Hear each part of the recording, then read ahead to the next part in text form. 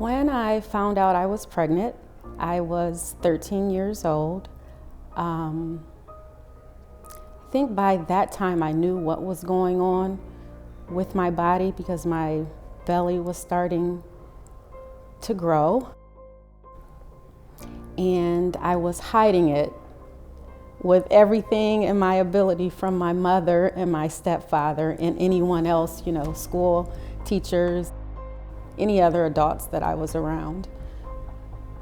I hid it primarily because I was afraid. I didn't know what was going to happen. I didn't know what to expect.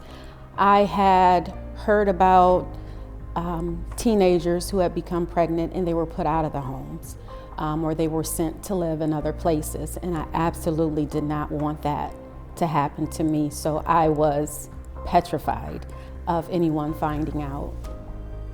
I was just mostly afraid of the adults finding out, mostly of my mother finding out because I didn't want to end up outside of the home. I didn't want to end up homeless. At that time, I didn't have an expectation really of what could happen negatively. I was a child. I just knew that a baby was coming, and I had no idea of any adverse effects it would have on my life. So I think the most prominent thing that I felt was fear. I never told my mother that I was pregnant.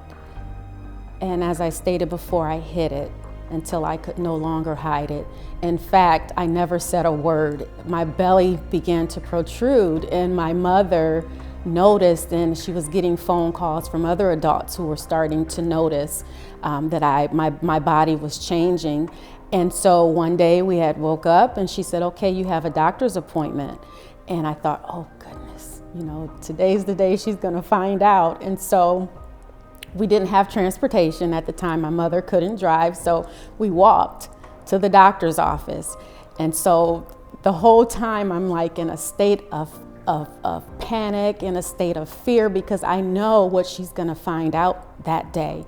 And we went to the doctor's appointment. I had the pregnancy test, and of course it was positive.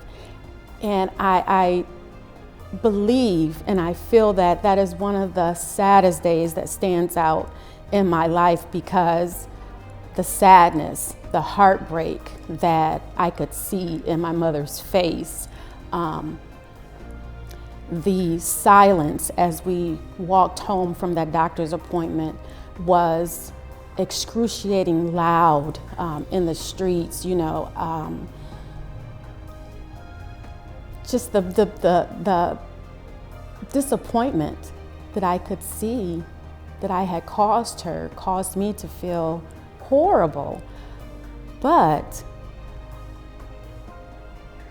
I knew I was gonna have a baby, and I really didn't care what anyone had to say. In fact, in the days after that doctor's appointment, my mother told me that I would be getting an abortion. And I said, no, I'm not having an abortion. I'm gonna have my baby.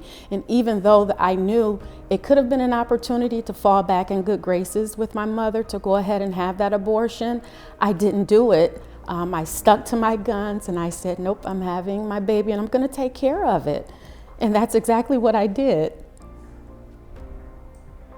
I had my daughter when I was 14 years old, my freshman year of high school. I completed my freshman year of high school barely. I have to say, I barely completed my freshman year of high school, and it was very trying. It was hard trying to navigate having a child as a child and still attend school and do what was expected of me. But I tried to the best that I could, to the best of my ability, to continue on with school because I knew that that was a priority for me. However, I continued to make poor choices, and by the time I was 15, I was pregnant with baby number 2, and I had a second daughter at the age of 16, which should have been my junior year of high school. that particular year, and back then they would have teachers to provide your schoolwork. You could work from home. And so I had a teacher who did just that for me. So the first semester of my junior year, I had her assistance. But after that, I kind of started to, I guess in today's lingo, ghost her. And so I started hanging around the wrong crowd, people who were not going to school, who didn't care to go to school. They were doing a lot of skipping and just hanging out at home and in the neighborhood. And there I was with them when I was supposed to be in school. Unbeknownst to my mother, she had no idea that I was doing this. And so when I had my daughter, the second daughter,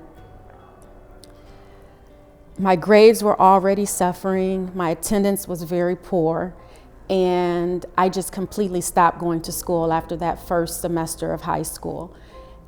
And I missed almost the entire junior year. And so what was to be my senior year, I decided I wanted to go back to school. And when I made that decision, I was pregnant with baby number 3. And I would often hear things, quote unquote, why is she going back to school? It's a waste of her time. She's not gonna make it. When my mother and I met with my high school guidance counselor, she told us that you can't do it. There's no way that you're gonna graduate on time. And I told her I can do it. So I made a decision at that moment in the guidance counselor's office that I was going to graduate on time.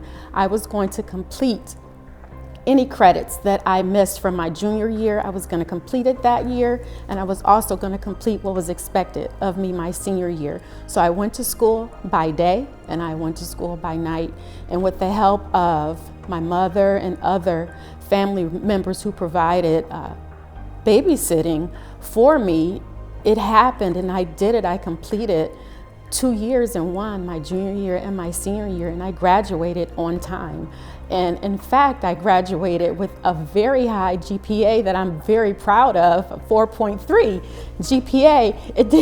It did nothing to boost my cumulative, but the current GPA was astounding. And it just let me know what my potential was if I really, really put my mind to it, that I really could do it no matter what other people had to say. And so as I did that, I had all of the naysayers and I had the negativity.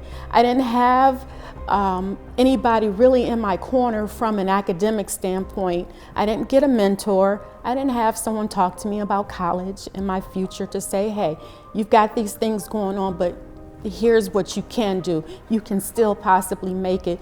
These things are in your future if you can just push towards it. I didn't get that. So I found myself, when I would reach out to people, you know, my requests or my petitions for help would often fall on deaf ears. So I was left to figure things out on my own, and I did that. That's something that I'm very proud of to this day, that I was able to navigate and I was able to push through every obstacle, everything that should have brought me down, every negative comment, the lack, no transportation. I can remember pushing my children in a stroller to the babysitters, which happened to be my cousin.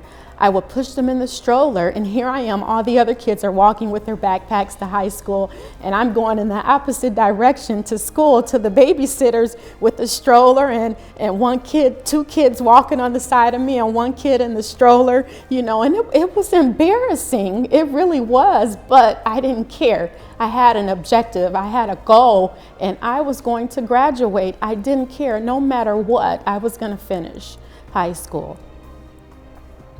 For a long time, if I was going to church, no matter where I went, I felt like I would have to grab a book bag, and just throw, let me put brick number 1 in here, brick 2, 3, and 4, come on, you know, and let me carry all of these little blemishes and burdens and walk into the church or wherever I was going so that people can judge me, come on guys, I know they're talking. Those were the things that I had to deal with, and I was just often so ashamed, and I carried that shame for so many years until I decided, and I don't even think I decided. I don't know how it came about, but I knew that my life and that my experiences were not just for me. They weren't mine alone. My experiences, every single thing that I had been through in my life was for somebody else. Even if it was just for one other woman, one other teenager who had to experience what I experienced. That's what my life was for. That was what every single struggle, every negative feeling, the depression, the hurt, the pain, all of it was for that person. I believe that had I known about a program such as Heartbeat of Toledo, that my life would have been a little different. Even though I was determined enough on my own to make it, to keep pushing for my children, a program such as Heartbeat would have helped me to understand those negative feelings that I was having. When no one else could tell me after the birth of my son that these emotions that you're feeling, this is postpartum depression. It's okay. It's okay. And we're here to help you. We're gonna get you some support. We're gonna get you some help, versus what I actually got.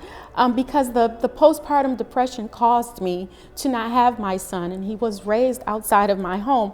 That was something that I was ashamed of for many years. But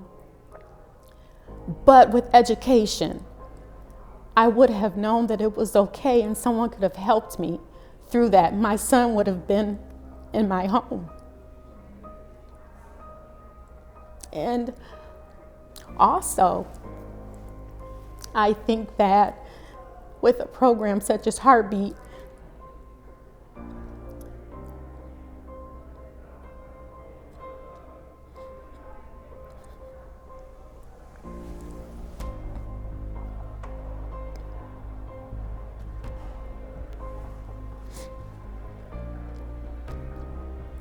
when it was hard,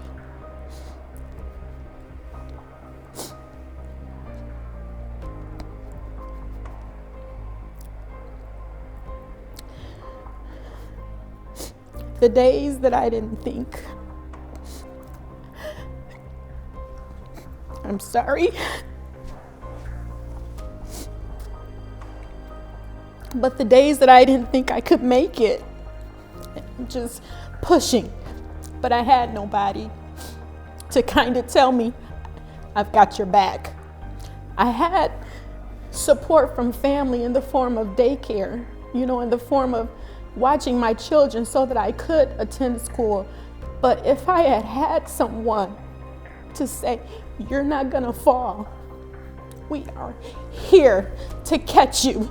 We are here to push you in the direction of resources that can help you. We are here to help you to get funding for school, or these are places you can go for help with child expenses such as clothing and diapers and formula and things like that. It would have made my life just a little bit easier. And I think the most important thing, the most integral thing is that support, to have someone to hold your hand or to uplift you when you feel like you're gonna fall and you just can't make it. So, and I would say to the donors, your money, your contributions are definitely going into a good place. You are helping to equip and to prepare young ladies to go out and to be productive in this world. A lot of times we look at people and mothers and single mothers, especially teenage mothers, as damaged goods. They're not. They just need somebody to just be in their corner to let them know that they can do it. You know, and some of these women would be good for your corporations. They would be good for our community. We are leaders. We're not just mothers and single mothers who have made poor decisions. We are leaders. We can lead. We can help the next generation. We can help other people. We have something to contribute to this world. In its most succinct form, my life didn't go the way that others said that it would. I didn't amount to nothing.